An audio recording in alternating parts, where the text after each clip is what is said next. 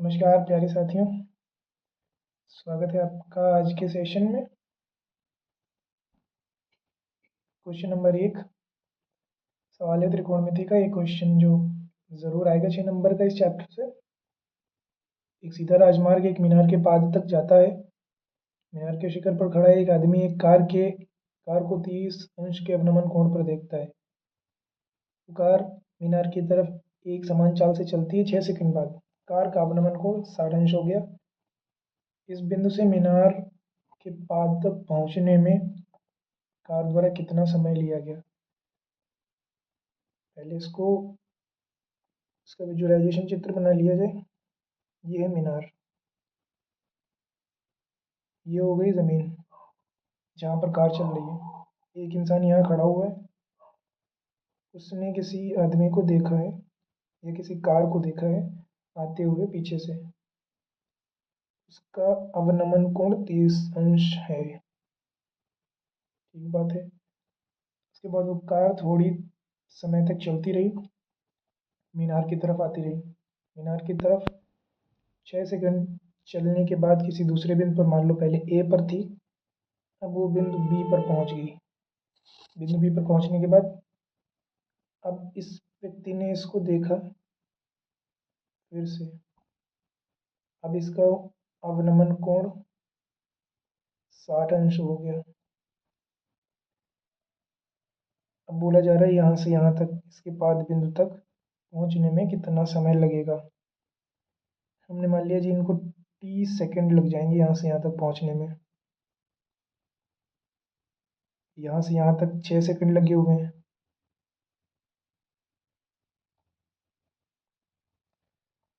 मीनार की ऊंचाई नहीं पता है हमें।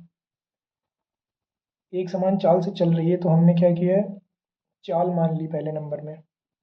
देखो इसमें वैल्यू सीधे सीधे पुट कर दो तब भी आंसर आ जाता है, लेकिन इसका सही तरीका ये है कि आप सारी डिस्टेंसेस को, जितनी भी दूरियां हैं उनको दूरी निकालिए और उसके बाद ही वैल्यूज़ को रखिए।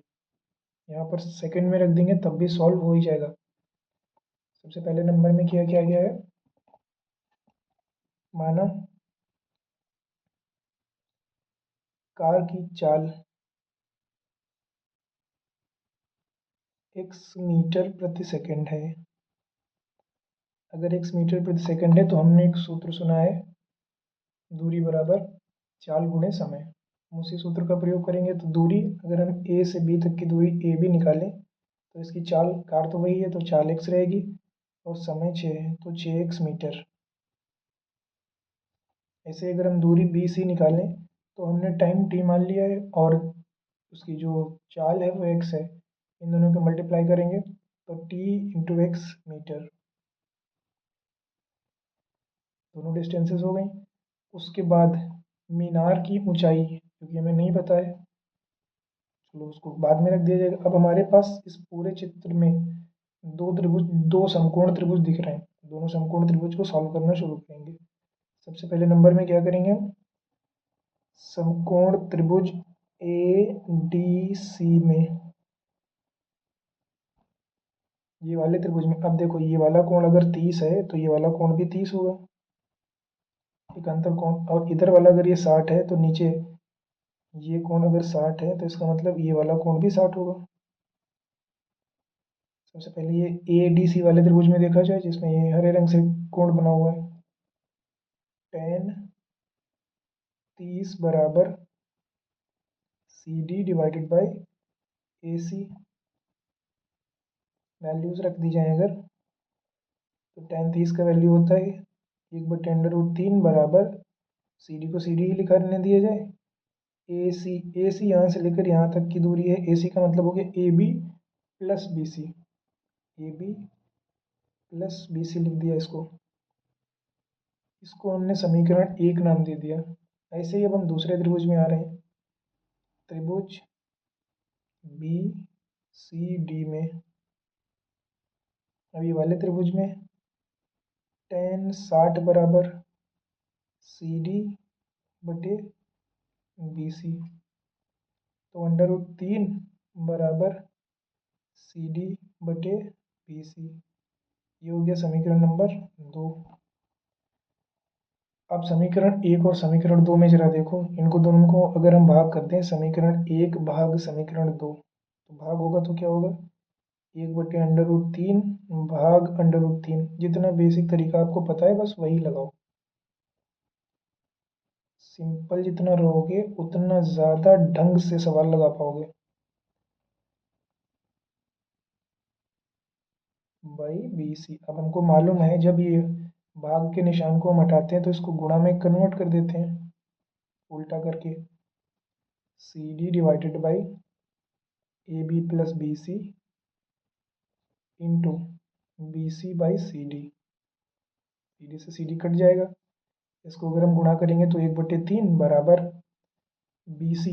BC का वैल्यू यहाँ पे हमने T इंटू एक्स निकाला था, इसे नीचे ही AB की जगह 6x प्लस BC की जगह TX, ऊपर से TX लिखा रहने दो, नीचे से x कॉमन ले लो, 6 प्लस T 1/3, x से x कट गया तो 1/3 बराबर T/6 प्लस T। इनको क्रॉस मल्टीप्लाई कर दो तो ये गुणा बराबर 3T। अगर हम इसको सॉल्व करें तो उसको पक्षांतर अगर करेंगे इधर तो यहाँ पे 2T बचेगा, 2T बराबर T और 3, उसका मतलब T का मान आ जाएगा 3 सेकेंड, यानी कि अभी कार को 3 सेकेंड और लगेंगे मीनार के पाद बिंदु तक पहुँचने में। क्वेश्चन को लगा लेना ज़रूरी है, इंपॉर्टेंट क्वेश्चन हैं त्रिकोणमिति के, जितने भी क्वेश्चन हैं वो बहुत इंपॉर्टेंट हैं, तो कोई भी लापरवाही मत करना इनमें। अगला क्वेश्चन, अभाज्य गुणनखंड विधि द्वारा 96 और 404 का HCF ज्ञात कीजिए और उसके बाद इनका LCM ज्ञात कीजिए इसका प्रयोग करके। तो पहले नंबर में क्या किया हमने, 96 इसके अभाज्य गुणनखंड किए, 2 से काटना शुरू किया।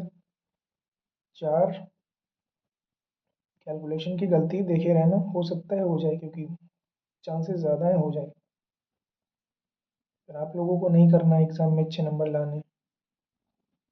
सही 404 के हम गुणनखंड करेंगे तो ये 2 से कटेगा, 2 से कटेगा तो ये 202, फिर उसके बाद 2 101, ये 101 आ गया, 101 तो कटता ही नहीं यार किसी से, लग रहा है मुझे, तो इसका मतलब हो गया 96 के गुणनखंड करेंगे तो 2 गुणे 2 गुणे 2 गुणे 2 गुणे 2 गुणे 3, या इसको ऐसे लिख सकते हैं 2 की घात 1 2 3 4 5 गुणे 3। ऐसे ही 404 को क्या लिखेंगे, 101 से कटेगा 2 की घात 2 गुणे 101। और भैया HCF का तरीका हमने बताया था, सबसे छोटी घात जितने भी टर्म्स मल्टीप्लाई हो रहे हैं, जितने भी अभाज्य पद लिखे गए हैं उनकी सबसे छोटी घात को हम HCF कहते हैं। तो यहाँ पर 2 है, 3 है और 101 है, इनकी सबसे छोटी वाली घात लिखनी है। 2 की सबसे छोटी घात 2 है, 3 की सबसे छोटी घात यहाँ पर 1 है, यहाँ पर है नहीं, इसका मतलब 0 हो गया, 3 की घात 0, ऐसे 101 की घात भी 0, यानी कि HCF इसका 8 आ गया। अब इनका प्रयोग करके ही इनका LCM निकालना है, तो हमें पता है LCM इंटू HCF बराबर पहली संख्या गुणे दूसरी संख्या, या संख्याओं का गुणनफल। तो वैल्यूज को सब्स्टिट्यूट किया जाए, LCM हमें निकालना है तो LCM लिखा रहने दो, HCF जो हमने निकाला है बराबर पहली संख्या कितनी है, पहली संख्या ये दी हुई है, गुणे दूसरी संख्या ये है 404। तो LCM बराबर बेसिक जितनी मैथ्स है, बेसिक अलजेब्रा, उसको यूज़ करो, उसको सॉल्व करो, इसको काटोगे तो इसको गुणा करने के बाद जो भी आंसर आ जाए वो इसका LCM हो गया। भैया इसमें क्वेश्चन में एक चीज़ ध्यान देनी है आपको, पहले HCF निकालना है, उसके बाद उसका प्रयोग करके HCF LCM निकालना है। आप एक साथ गुणनखंड करके वैल्यू ना निकाल देना, ये वाला फॉर्मूला लगाया जाएगा क्योंकि उसमें लिखा है फिर इनका प्रयोग करके LCM ज्ञात कीजिए। अगला क्वेश्चन, यदि x square plus x plus 2 भी का एक गुणनखंड x प्लस 2 है, अगर ये इसका गुणनखंड है तो अगर हम इसको 0 के बराबर रखें तो x प्लस 2 बराबर 0, तो यहाँ से x का वैल्यू -2 आ जाएगा। अब यही इसमें उठा के रख दो, -2 का square plus a into -2 plus 2 into B बराबर 0, ये हो गया 4 -2a प्लस 2b बराबर 0। इसको हम 2 से भाग कर दें, a माइनस बी बराबर 2 बचेगा। ये समीकरण नंबर 1 हो गया। दूसरा समीकरण हमारे पास दिया हुआ है a प्लस बी बराबर 4, क्वेश्चन में दिया हुआ है। इनको अगर हम सॉल्व करें तो ये कट जाएगा, 2a बराबर 6, इसका मतलब a बराबर 3। ए बराबर 3 एक ही विकल्प में है, आगे सॉल्व करने की जरूरत भी नहीं है, सी वाले में ही है। अगर सॉल्व करना भी है तो ए का वैल्यू 3 रख के देख लो। ए का वैल्यू अगर हम 3 रखेंगे तो 3 माइनस बी बराबर 2, तो बी बराबर। नेक्स्ट क्वेश्चन, किसी परीक्षण में सभी घटनाओं की प्रायिकताओं का योग होता है। घटनाओं का योग नहीं, घटनाओं की प्रायिकता। घटनाओं की प्रायिकता का योग कितना होता है? हमेशा 1 होता है। एक को ही हम कह सकते हैं 100%, लेकिन ये वाला ऑप्शन गलत है क्योंकि 100 लिखा हुआ है केवल। 0 तो संभव घटना होती है। इन प्रेक्षणों का माध्य ए है। यदि प्रत्येक को सी से गुणा कर दिया जाए तो नया माध्य कितना होगा? अब एक चीज़ ध्यान रखिए, आप अगर किसी चीज़ का माध्य दिया है और उन सारे प्रेक्षणों में कोई परिवर्तन किया गया है, तो जो परिवर्तन उन प्रेक्षणों में किया जाएगा वही परिवर्तन उनके माध्य में रिफ्लेक्ट हो जाएगा। जैसे हमने क्या किया, पहले माध्य ए था, माध्य ए होने के बाद क्या हुआ, बाद में हमने सी से गुणा कर दिए। अगर हमने सी से गुणा कर दिए तो आंसर में भी सी से गुणा ही हो जाएगा। पहले ए था, आप क्या करेंगे, इसके गुणा करके लिख देंगे आंसर, सिंपल सी बात है, सी इंटू ए। ठीक है, बस इतना याद रखना है। अगर हमने प्रेक्षणों में जोड़ा होता तो आंसर में भी जुड़ गया होता। प्रेक्षणों में गुणा करोगे तो आंसर में भी गुणा हो जाएगा। 5 क्वेश्चन हो गए। क्वेश्चन पहला वाला जरूर लगा लेना अच्छे तरीके से, बड़ा क्वेश्चन था। इसके लिए बहुत है इतना, प्रैक्टिस करते रहो अच्छी तरीके से। बस, थैंक यू।